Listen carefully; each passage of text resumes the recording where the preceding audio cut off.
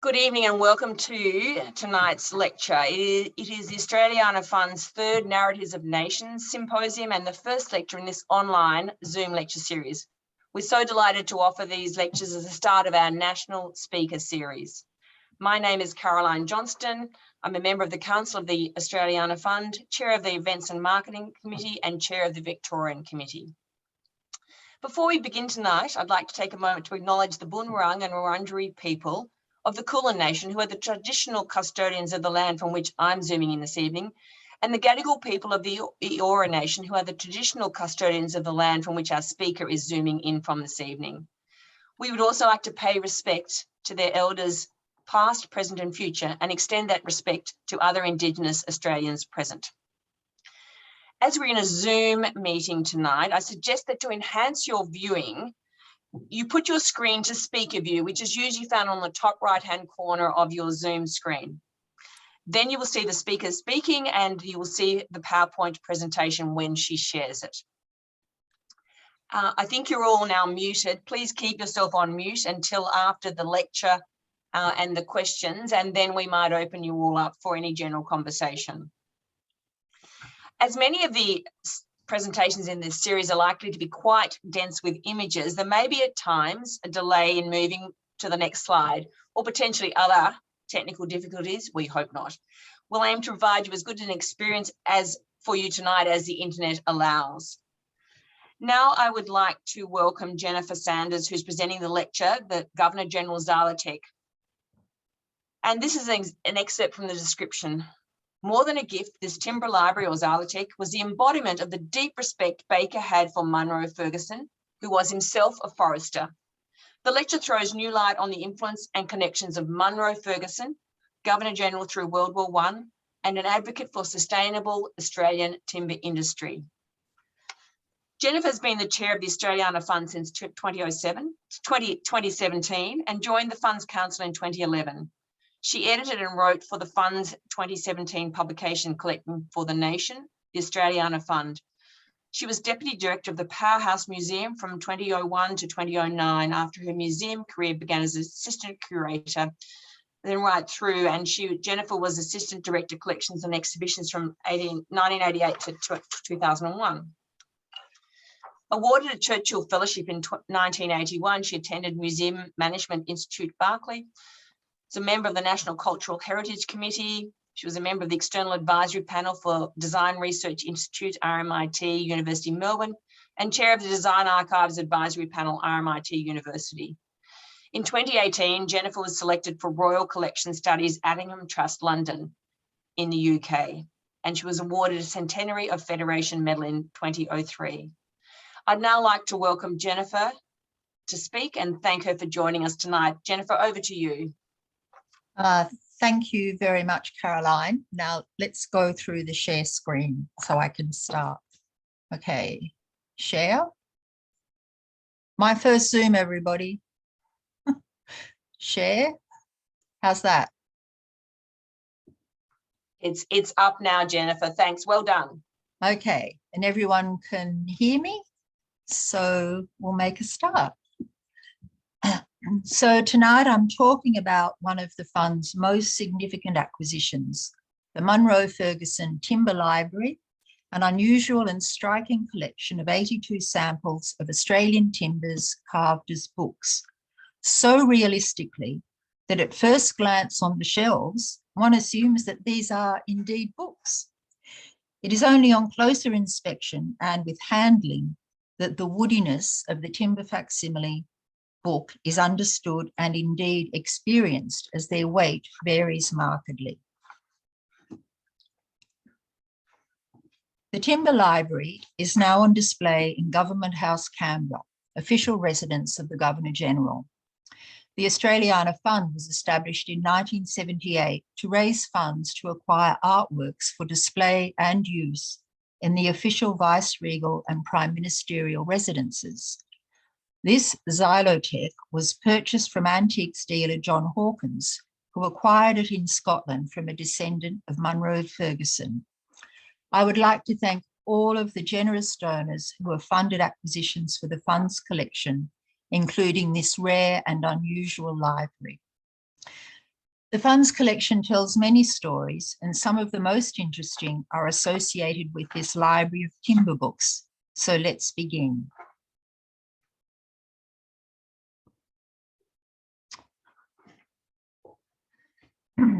The library was carved by Frederick W. Todd circa 1918 as a commission from Richard Baker, Curator of the Technological Museum, Sydney, for presentation to the Honourable Sir Ronald Crauford Munro Ferguson, who served as 6th Governor-General of Australia from 1914 to 1920.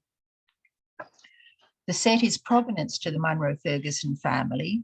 The Powerhouse Museum in Sydney has the master set, as Baker commissioned 2 sets from Todd. As you can see, each volume has a simulated book spine with the scientific name of the timber and the botanist who named it on an embossed leather panel, with a second panel with Australia, the source of the timber.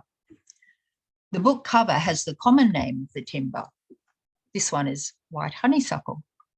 My colleague, botanist Chris Betteridge, describes the set as reading like a who's who of the botanical world up to 1919. This timber, white honeysuckle, was identified by Swedish botanist Linnaeus, the father of modern taxonomy.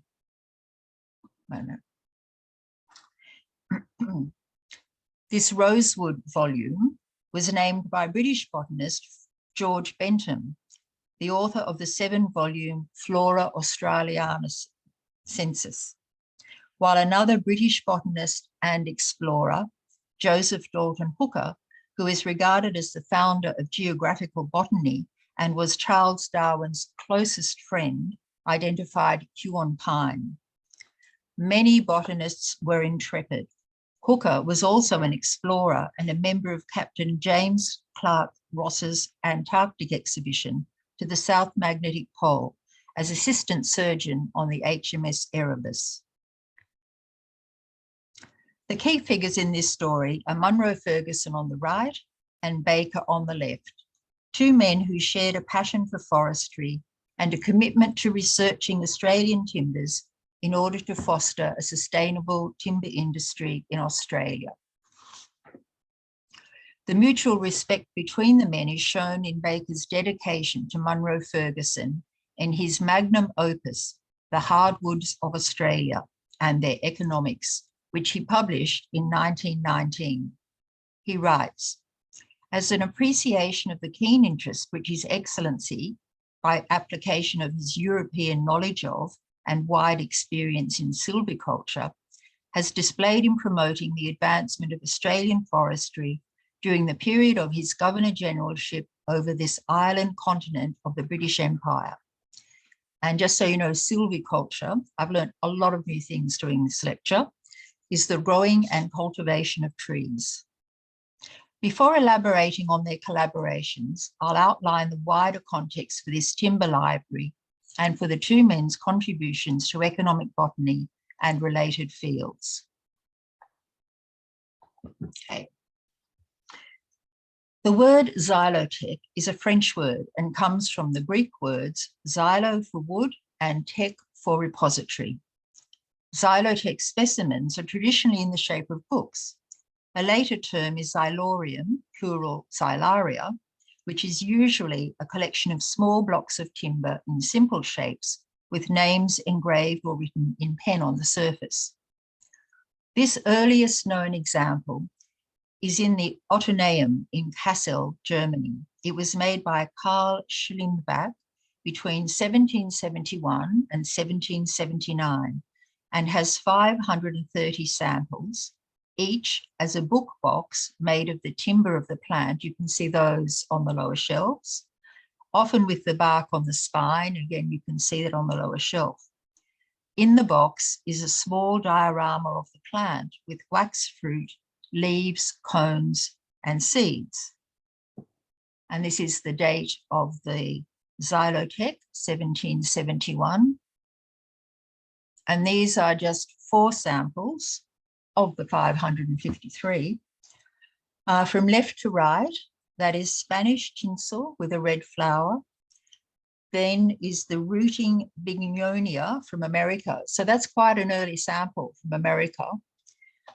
Lord Weymouth's pines and a pear tree. Okay. Less glamorous. From the earliest days of the colonies, locally sourced timbers were the primary materials for making the essential objects of everyday life. The Fund's collection has many items of timber furniture, desks, bookcases, tables, chairs, sofas, etc., used to furnish the official residences. And my colleague John McPhee has written a chapter in the Fund's book, Collecting for the Nation, on Australian cabinet making timbers, and will be speaking on this topic on November the 2nd. The need to identify and harvest Australia's timber in a sustainable way meant that the discipline of economic botany was foremost in the scientific endeavours of the colonies, building on the legacy of Sir Joseph Banks. Australia holds 12 xylaria, which have 11% of the world's wood specimens. The oldest xylaria are the Queensland government's dated 1880 and the New South Wales herbarium dating to 1881. This is the Queensland xylaria, which is often used for timber identification, for example, with this chair. Oh, got it. In South Australia, Richard Schomburgk arrived in 1849 from Saxony, where he had been a gardener at Frederick the Great's palace at Potsdam. After being a wine grower, he became curator of Adelaide Botanic Gardens in 1865. He began an ambitious program of development, not only in the gardens, but across Adelaide and beyond, distributing plants and trees to public bodies. Afforestation was a priority for the forest's effect on climate and their economic value. See, nothing's really changed. Schomburgk's legacy is there to enjoy still in the Botanic Gardens. Highlights are the glass house for the giant water lily, a palm house, a museum of wood samples, an herbarium, and one of my absolute favourites, the Museum of Economic Botany, a delightful botanical treasure trove, a visual reminder of the importance of plants and seeds to a thriving economy. And that's an interior view with its original cases. Schomburgk collected from across the world and wrote tirelessly to get samples of different plant seed specimens. And the Botanic Gardens did a wonderful job restoring the building and reinstituting the museum. These are some of the examples of wax fruit models. It's an absolute treasure trove. Meanwhile, in Melbourne, Baron Ferdinand von Mueller was establishing himself as one of the most energetic and influential botanists in the country. Mueller arrived in Adelaide in 1847 from Bremen, and after studying South Australian flora, went to Melbourne in 1852 and was appointed government botanist. He undertook extensive travels, collecting and describing around 800 species from across Victoria, New South Wales and Northern Australia. Mueller was appointed Director of Melbourne Botanical Gardens in 1857, and in that role promoted Australian flora to botanists in Europe and America.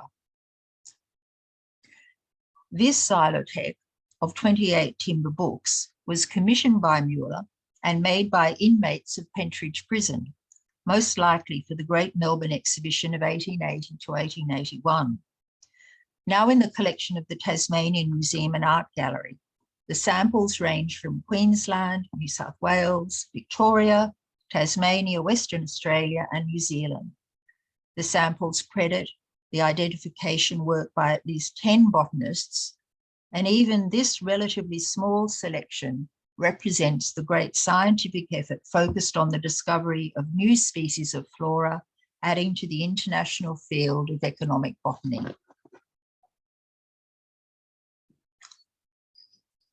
A determined and visionary man, Mueller lobbied for the setting up of an industrial museum, and in September 1870, Melbourne's Industrial and Technological Museum the forerunner to Museum Victoria, opened and Muller established the phytological section. In doing so, Muller displayed an appreciation for the beauty of Australia's flora and commissioned artist May Vale to prepare the May Vale Timber Collection, 84 timber samples hand-painted by Vale, you can see in the sample on the right, each with representative flowers, foliage and seeds. This is the sample for Banksia integrifolia, Coast Banksia. The 84 samples were probably part of a total of 100 panels, which were sent to international and national exhibitions before display at the museum. This is the display sent to England in 1885. Vale's painted panels setting off the display of Victorian pottery, which I'm assuming is pottery manufactured in Victoria, since Victoria had a very strong pottery industry. An energetic and well-connected man, Muller corresponded with acclaimed botanical artist Marion Ellis Rowan and classified many of the plant species she discovered and painted on her intrepid expeditions, not only throughout Australia, but across the world. This watercolour, dated 1887, is by Ellis Rowan of Blue Gum or Eucalyptus leucoxylon and is in the Funds collection. And also in the Funds collection, this 1917 Royal Worcester plate decorated by R. Austin after original artwork by Ellis Rowan depicting two varieties of Australia's national flower, the wattle. The naturalist artist Helena Ford also, corresponded with Muller, who commissioned paintings by her of Australian flora. Helena and her sister Harriet Scott are acknowledged as Australia's leading natural science painters from 1850 to 1900. Their father, Alexander Scott, a respected entomologist, was also a trustee of the Australian Museum, and the family were closely involved with the leading scientists and collectors of the day. The museum holds the collection of the sisters' works. Ford's series of lithographed cards for Christmas, New Year and birthdays were adapted by Wedgwood's designers to be used on this set of Queensware dishes dating to 1882, which are in the Funds collection. This brief overview points to the importance of economic botany in 19th and early 20th century Australia. Put simply, it is the study of plants through the perspective of their practical use for humankind. I have also flagged the growing interest in Australia's flora as an inspiration for artists, designers, and craftsmen and women. One of Australia's leaders in both economic botany and in advocating for Australian flora as a design inspiration was Richard Baker, botanist and curator of the Technological Museum, Sydney, the forerunner of the Powerhouse Museum. Baker, with his very snappy blazer, shown here in the field, was a man who straddled the two cultures, with certificates in science and in arts from South Kensington, London. His dedication to researching the potential of Australia's hardwoods for, to quote, the technologist in wood, the architect, builder, sawmiller, engineer, cabinet maker, and the forester, meant that Baker and the Governor-General shared a deep mutual respect for each other's knowledge and the goal of promoting Australia's timbers. Sir Ronald Munro Ferguson, Australia's sixth Governor-General, served from 1914 to 1920, the period of World War I. Born in Scotland in 1860, he had a distinguished career in the Grenadier Guards before entering Parliament in 1884 as a Liberal. In 1889, he married Lady Helen Hermione Blackwood, who was the daughter of the Viceroy, the Marquess of Dufferin and Ava. In February 1914, Munro Ferguson accepted the post of Governor-General of Australia. When war broke out later that year, promotion of the British and Australian war effort became his main preoccupation.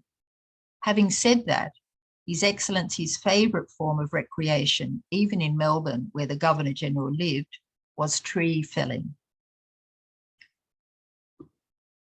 Lady Helen Munro Ferguson also supported Australia's war effort, becoming president and founder of the Australian branch of the British Red Cross on the 13th of August 1914. During World War I, the ballroom of Melbourne's Government House was taken over by Lady Munro Ferguson's work for the Society. In 1918, she was appointed Dame Grand Cross of the Order of the British Empire for her work during World War I. The Munro Fergusons travelled extensively during their term of office, which covered the war period. This presentation box, in the form of a book, was presented to Lady Helen by the citizens of Cairns and District in 1920 in thanks for her wartime contribution. And here is Her Excellency, accompanied by the Governor-General, presenting a travelling field kitchen donated by the ladies of Port Adelaide to the Royal Australian Navy bridging train in 1915. And here, Her Excellency and other dignitaries are at the opening by Lady Helen as President of the Australian Red Cross of the restroom at the Broadmeadows military camp. The restroom was built by the Brunswick Red Cross and citizens for convalescent soldiers. And of course, there were occasions for their excellencies to entertain visiting dignitaries, as shown here with Dame Nellie Melba. See the arrow pointing up, she's next to the Governor-General on the right, at Admiralty House on the 18th of January 1919. Now, as the Governor-General and Lady Helen travelled widely, inspecting military camps, attending official events and opening new civic and military facilities, I expect they would have travelled in this magnificent carriage, the Governor-General's carriage, built at Everleigh Railway Carriage Workshop, Sydney, in 1901 for the use of the Governor-General on the New South Wales Railway network.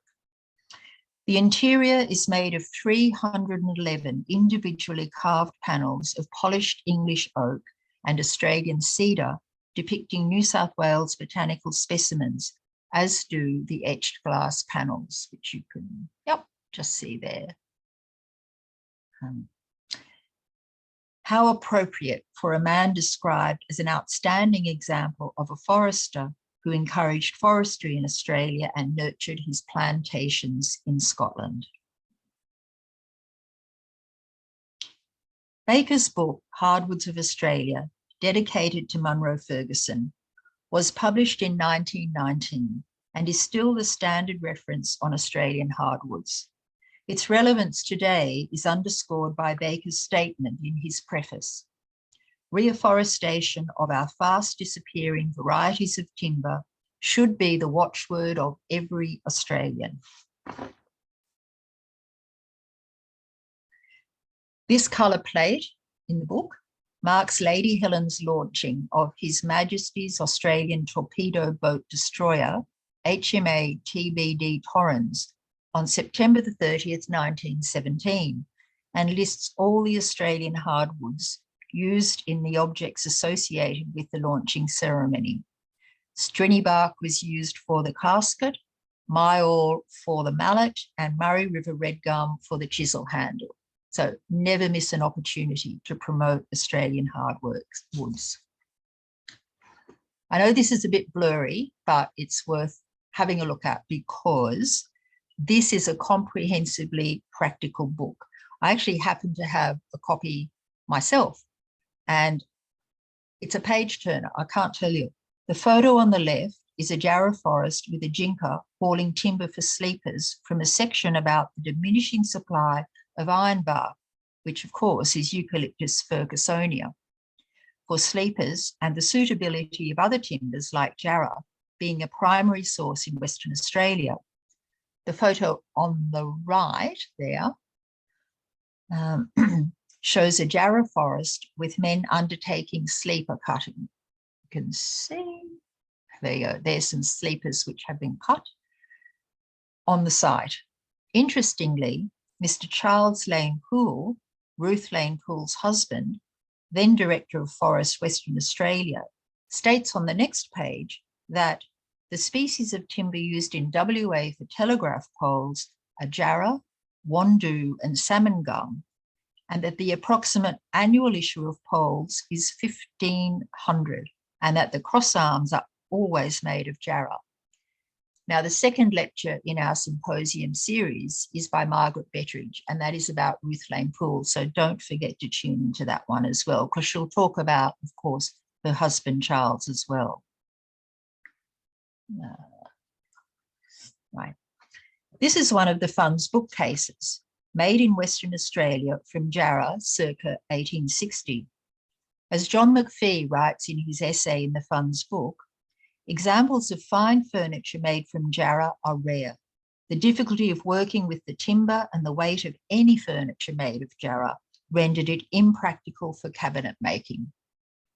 How fortunate that the Fund has such an imposing example now in Kirribilli House.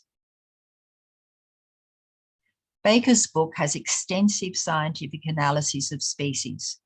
The three sections on the left are of brush teak, and the photographs showing the timber grain are of brush teak on the right and tulip wood below.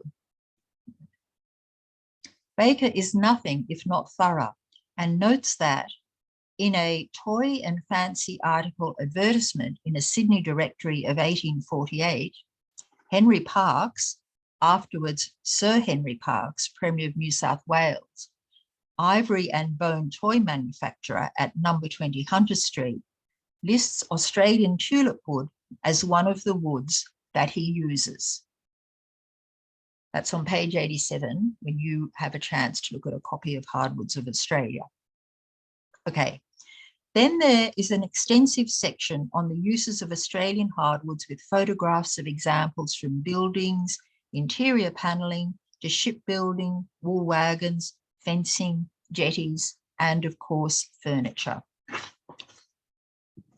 On page 423 is a suite of furniture made from blackwood by renowned cabinet making firm H. Goldman and Company, Melbourne, one of the many examples of decorative and utilitarian furniture made from different timber species, illustrated in the book.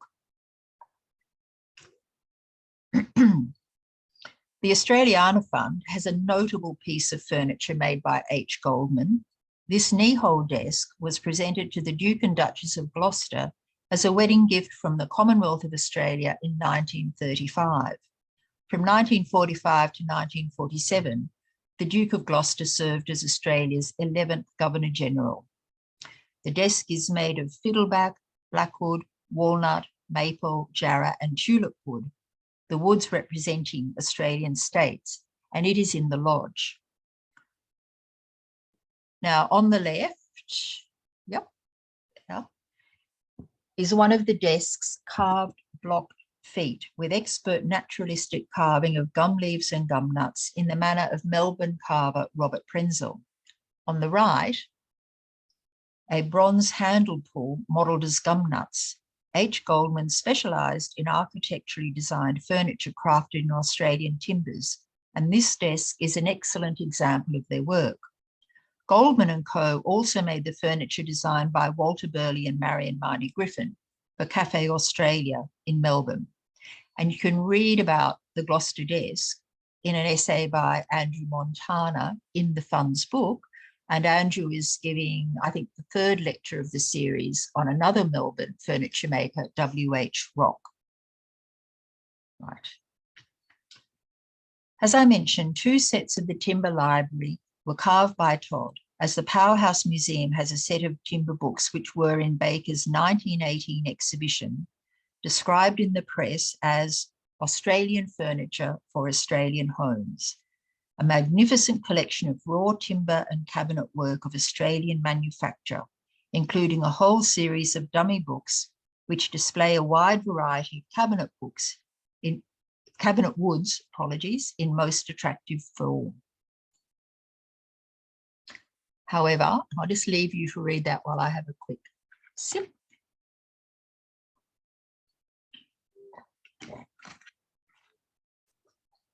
However, cross-matching of the museum set with the list of the fund set indicates that Baker may well have added additional timber books to his museum's library after Baker's presentation to Munro Ferguson of his set.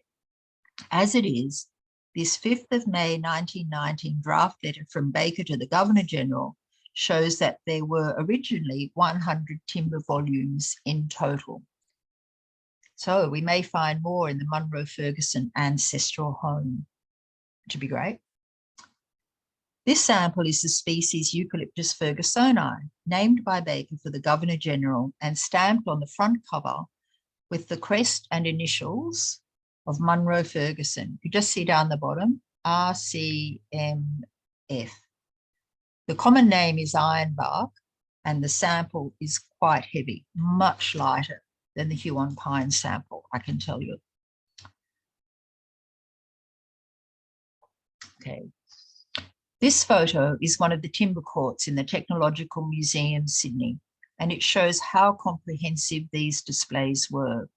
Australian timbers were shown as seeds and leaves, as botanical drawings, as tree trunk sections, as examples of raw and polished timbers, and as furniture and fittings made from different timbers. And you can note here this giant plank of, where's my cursor, of cedar in the foreground.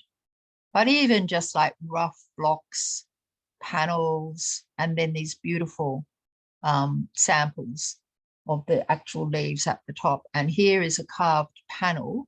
It's actually behind my speaker panel, but that may well be one of the panels which Baker commissioned from Frederick Todd to want to show how workable Australian timbers were. Okay.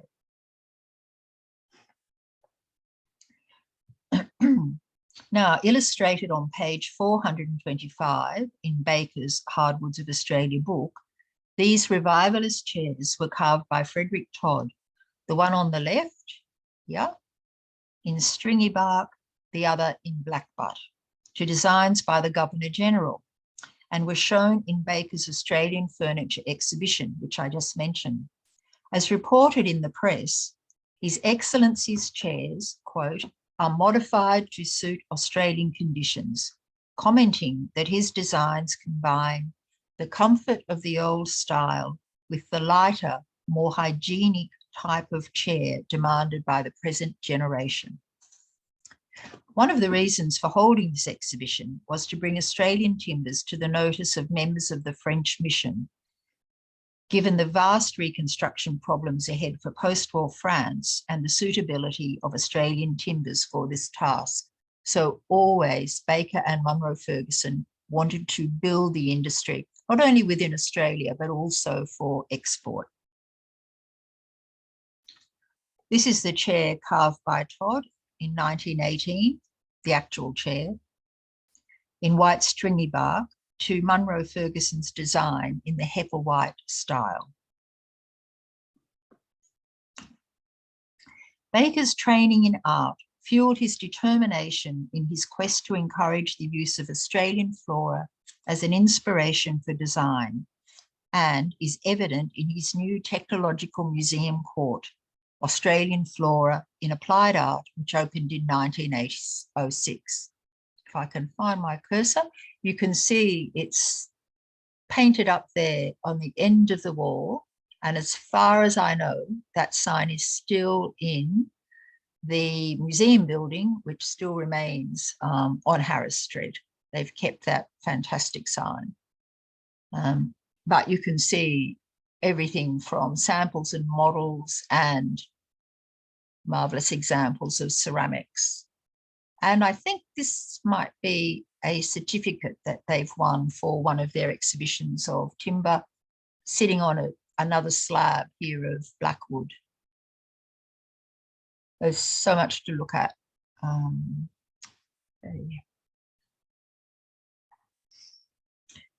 just go back to that actually. It was a triumph and it remains one of the museum's most influential, popular and enduring exhibitions, displaying works by contemporary makers such as members of the Arts and Crafts Society and the Technical College staff. In effect, the 1906 exhibition is a time capsule of the flowering of design inspired by Australia's flora and a national sense of pride after Federation. In 1915, Baker published The Australian Flora in Applied Arts, in which he warmly advocated the waratah as Australia's national flower and for its use as a motif. And this is a page from the book showing a design by Lucien Henry for waratah wallpaper. Lucien Henry was a French-born artist who passionately campaigned for a national school of design for architecture and decorative arts inspired by Australian flora and fauna. Henry arrived in Australia in 1879 after serving time in a New Caledonia penal colony for his role as a communard during the 1871 Paris Commune uprising.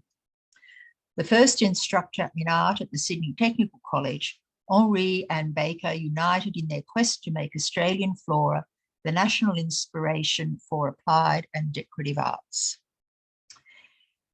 This is one of his dado designs, and it's from his unpublished book, Australian Decorative Arts, and it features waratahs and stars of the Southern Cross.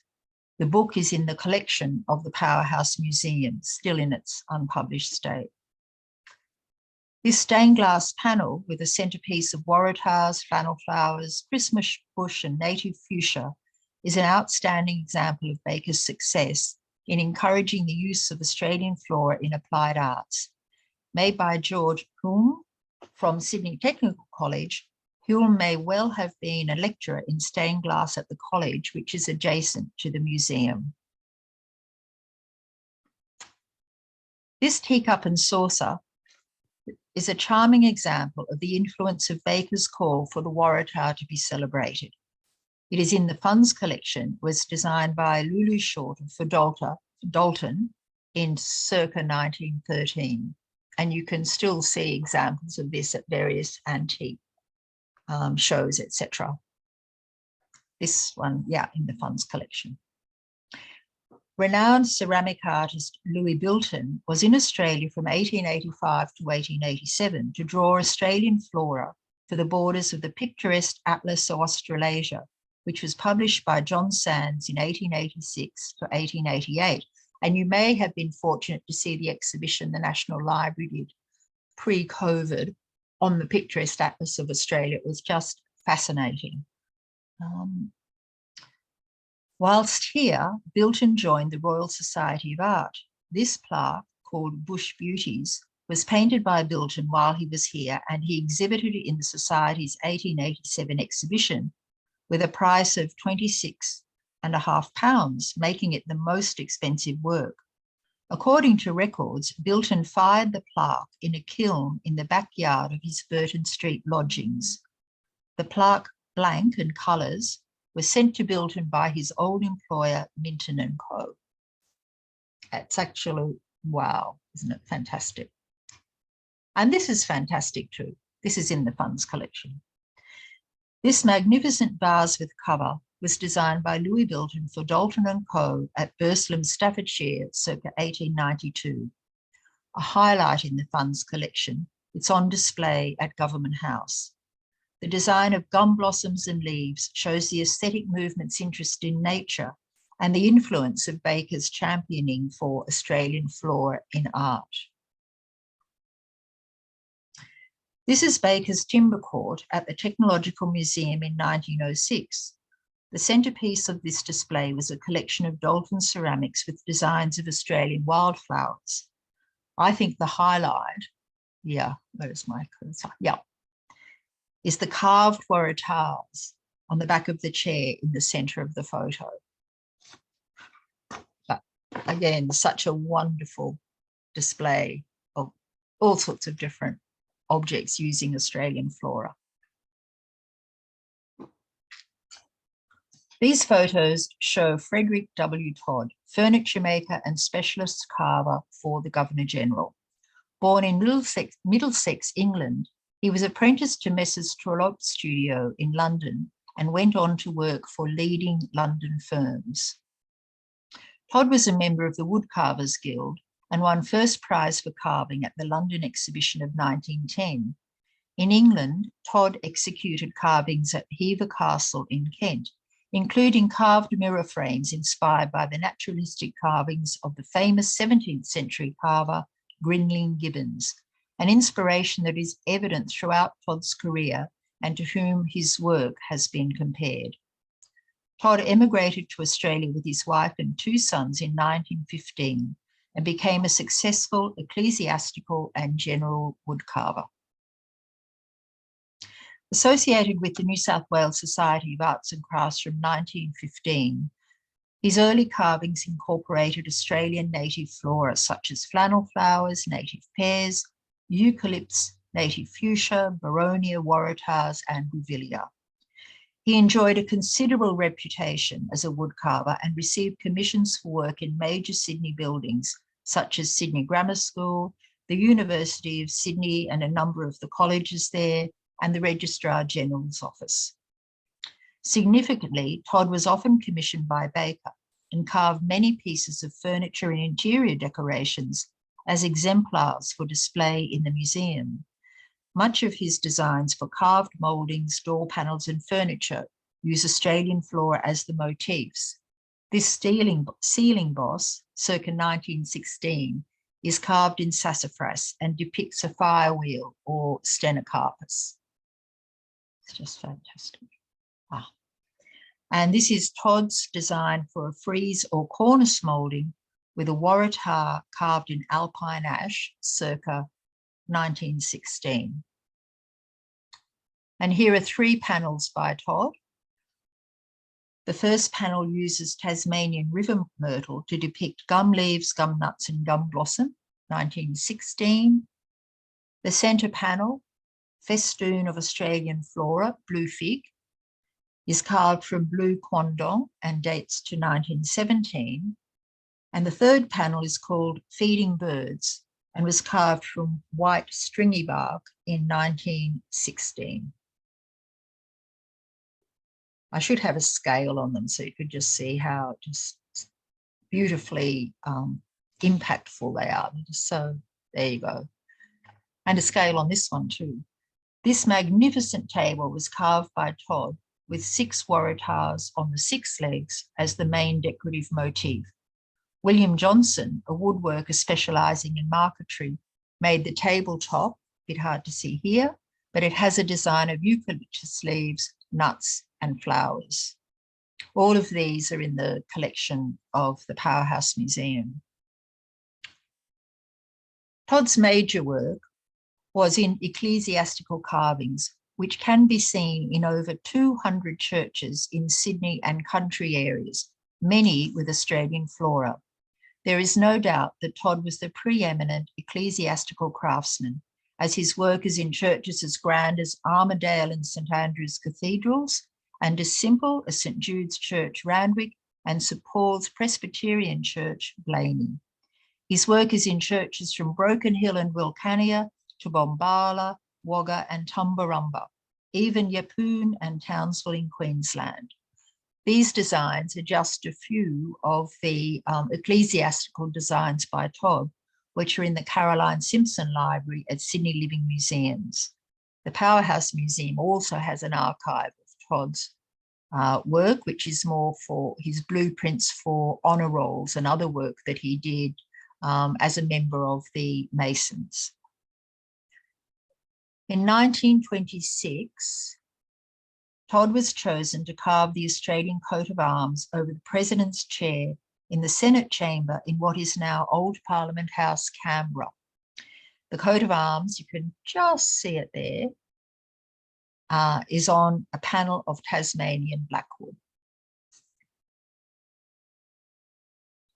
And now the Governor-General's Xylotheque is on display in Government House on the shelves of the Fund's cedar break front bookcase in the main hallway, The bookcase is circa 1845 and is provenance to the Watson family and came from their property Wollongorang near Breadalbane, New South Wales. Either side of the bookcase are the 4 hall chairs made by William Hamilton in Tasmania in 1845 using blackwood, the tallest of the wattles, then found in the blackwood swamps in the north and northwest of Tasmania, but sadly now depleted. This close-up shows different parts of the total collection. In the centre, I should say spot the timber books, but I've pointed them out now. They're the timber books here. Extraordinary. These are real books over here, not much different, and these are the timber books. These all carved by Todd. Then we have Lady Helen's presentation box from Cairns, and here we have Munro Ferguson's copy of Baker's Hardwoods of Australia. On the left side of the bookcase, second shelf down, are 11 samples of Queensland timbers. This collection of 11 Queensland timber samples, provenance to Munro Ferguson, though less detailed as book-shaped wood specimens, have the common name on the spine and the scientific and geographical distribution on the foredge, which I can't show you in this photo. And we don't yet know where they might have been made, but perhaps a presentation from Queensland Museum to the Governor-General. It is a measure of the great respect that Baker had for Munro Ferguson that he commissioned Todd to carve a duplicate set of the timber sample books for presentation to His Excellency. Indeed, respect for Munro Ferguson was widely held, as this article in the Melbourne Herald, Wednesday, 22nd of November, 1916 describes. No one in our generation has done more than Sir Ronald Munro Ferguson, Governor-General, to inspire us with enthusiasm for our own Indigenous hardwoods and the possibilities of our other timber resources, if properly developed and conserved. The evidence, too, is that Munro Ferguson had great respect for Baker and his efforts. In September 1920, the Institute of Architects, New South Wales, reported that the Governor-General had informed them that he had for years past taken great interest in technological museums and that he considered the one in Sydney, the forerunner of the Powerhouse Museum, to be second to none in the world for obtaining information. So thank you everyone for listening and watching, and I'm happy to take any questions or comments. Thank you. And tell me what to do next. Jennifer, thanks so much. If you'd like to stop sharing, then we can see you in even larger. Oh, no, help. Jennifer, that was really such a fascinating lecture, and I think we're very appreciative of your efforts, clearly in your research, and the most wonderful set of photos that you could have put together. They are just incredible. And clearly, I'd like to ask you later, though, what was the most fascinating thing you found out? But I think we've all been treated to a really wonderful and interesting story about this collection, which has been acquired based on donations from fund members. So just fantastic, Jennifer. Now let's start on to some questions. We have a few there, but please remember to put them in the chat function if you have any questions that I can ask on. I'm going to start with one from Jim Batouche. The stringy bark chair by Todd and designed by Munro used to be in the MAAS collection. Is it still there and can it be seen? Yes, it is. When I say Powerhouse Museum, I mean MAAS as well, because of course, technological became Mars, became Powerhouse Museum. It is still in the collection. And in fact, if their exhibition Eucalyptus Dom is still on, it is on show in that exhibition at the Powerhouse Museum, along with quite a few of the applied arts, Australian flora in applied arts objects that I just showed you then. So that's not going forever, but it would be worth, you want to see it in the flesh, so to speak. Jennifer, and all those artworks and timber samples and furniture, you mentioned that some of them in that exhibition, are they the rest still in the archive of the Powerhouse collection? Absolutely. Yeah. Yeah. And even for this talk, you know, the archivist Paul Wilson found me that letter, the sort of scratched out draft where I didn't read it all out, but basically it's a very friendly letter, spidery writing, Baker's draft, Munro Ferguson saying, here's another 50, I'm sending them today in a cabinet. Then with the 49 I've already sent and the one I gave you earlier, you will have a complete set of 100 timber samples. They're obviously very relaxed in their interaction and, you know, amazing that, you know, there was no flights, there were no Zoom, there was no email, and, you know, they just achieved so much. So, yeah. Terrific. And somebody's mentioned here that the exhibition you mentioned is on until the 22nd of August. So lots of opportunity for those nearby to go and see it. Jennifer, another question. Do we know how the common names are selected for timbers? I gather there's one called Supplejack, and maybe one of our others that are attending may know if you don't. Yeah, if someone else there knows that, that would be great. I just see the names of the timbers, and if I could look up in the book Supplejack, but it could be that somebody else here could tell you more about it. Maybe that is its common name. We just don't see it anymore. No, it's not at Bunnings. It's not at Bunnings. And when we open up later, maybe we can have some general conversation. The books, I understand, all feel quite different. That's the weight of the timbers. Yeah, I think both Sonia and I and Chris and Margaret Betteridge, when we looked at them at the antique fair and John Hawkins was showing them to us, you know, that was really noticeable, especially as someone who's never handled a big variety of timber samples. I mean, obviously, Huon pine compared to ironbark would be the most extreme.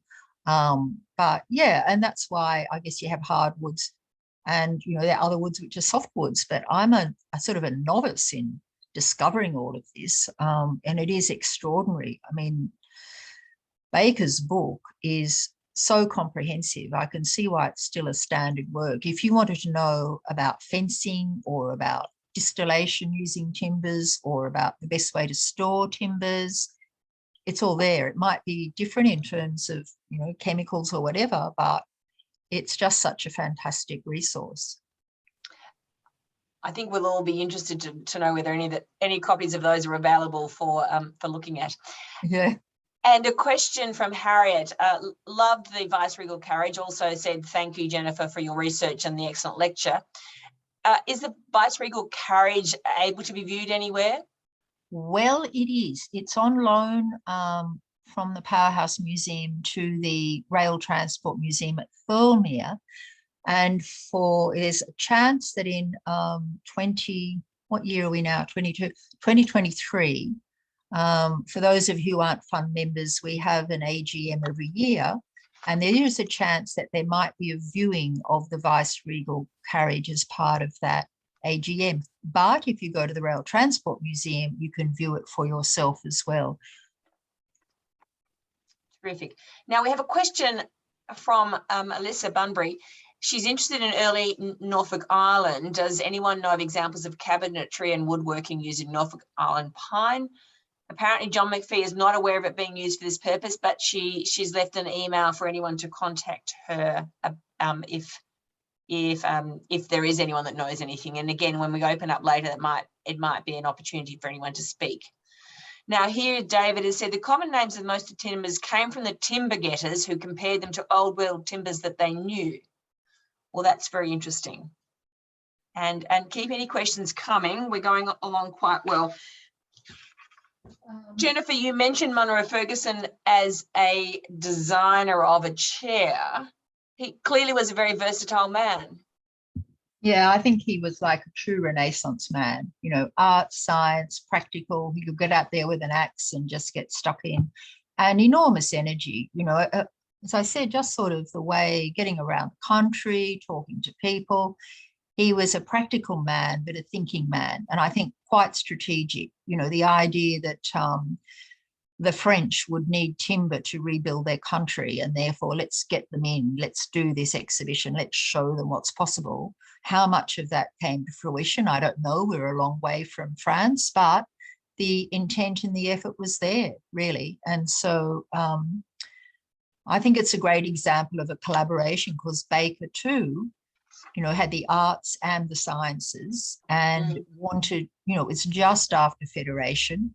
Yes, there were the challenges of World War I, but it was a positive, it was a realistic but a positive association. I should just mention as well, I can hold it up, but there is another book by Baker, which I thought would have made the lecture too long, but his other famous book about timbers is Cabinet Timbers of Australia, also published by the Technological Museum, in which he talks in more detail about the suitable timbers for cabinet making. And I know that is available as a facsimile copy, because I think Sonia purchased one recently. Not sure if she can confirm that. And it has examples of all the different uses in paneling, etc. So very enterprising. And these books were printed by the government printer. They're of incredible standard, and in themselves were, you know, are worthy of acclamation, because the reproduction of the photographs, the bindings, etc., just really beautiful work. It was interesting to hear in your lecture talking about May Vale, Ellis Rowan, and is it Helene Ford? And clearly Mueller had connections with all three and was interested in their work. And do we presume that there were no male artists at the time doing similar works? Well, that's an interesting question. I mean, the closest in terms of painting will probably have ended up being Lucien Henry, and Margie Bettridge may have more to add for this, but I think because women, you know, the women's work exhibition, the first one, was on around that time, and I think women are being encouraged in arts and crafts, and in fact, in the Fund's book, Collecting for the Nation, and Foy writes about that, about the rise of women artists and craftspeople, and that big exhibition in Melbourne just of women's work. So it could be it was just the sort of zeitgeist at the time that, you know, women were getting out there and making themselves active and joining in the sorts of activities through Society of Arts and Crafts, etc., where they could earn their living as artists. And certainly Helena Ford and Harriet Scott's father was very encouraging of them, as was May Vale's father, you know, really get out there, girl, and get stuck in. And incredibly enterprising. Marianne North, and at Kew Gardens, there's a museum to Marianne North's botanical paintings. She was traveling all over the world and painting and bringing back the most wonderful botanical sketches and paintings, really. So it was, they were out there. Yep. Some lovely comments about how comprehensive and interesting your lecture was. And another question, which may be our last, and anyone drops in another one. There were 2 chairs designed by Munro Ferguson in Baker's book. Was the other chair ever made? Well, it's described as being made, but I can't recall seeing it. So that's not to say it's not there and doesn't exist, but it's described as being made. Yeah. Well, I think that it is time to thank you again, Jennifer, for really what has been a most wonderful lecture. I'm so pleased that all the technical activities went untouched, which is not always the case. And really, you've given us such wonderful insights into the Munro Ferguson collection and timbers in Australia. We are very fortunate. Thank you also to everyone at the Australiana Fund who worked to put this lecture together. You've heard Jennifer mention the book Collecting for the Nation of the Fund's collection, which highlights the many treasures that we have in the collection, which has now been developed over 40 years. This book is available to purchase from the Fund's website. The link to this and any other reference links will be shared with those attending tonight. So, and please note that there will be 4 more lectures in this series this year, and they're all available on the Fund's website to book. And that link will also go in. So I'm going to say thank you and goodbye, except that I think that if Sonia is happy to open everyone up, if anyone wants to make any comments before they leave the Zoom meeting tonight, you're most welcome to. And let's see if we can get everyone. Thanks everyone for the comments coming up on the screen. I really, you know, it was just wonderful to uncover so much more about the relationship between Munro Ferguson and Baker. And, you know, I'm sure there are more and more stories to find out, leading from what is really a fantastic collection. Any other comments? Otherwise, we will end the meeting for all, and thank Jennifer again. Thank you so much, Jennifer, and Sonia and others in the background. Thanks so much. Good night. Thank you. Thanks, everybody. Good-o. Bye.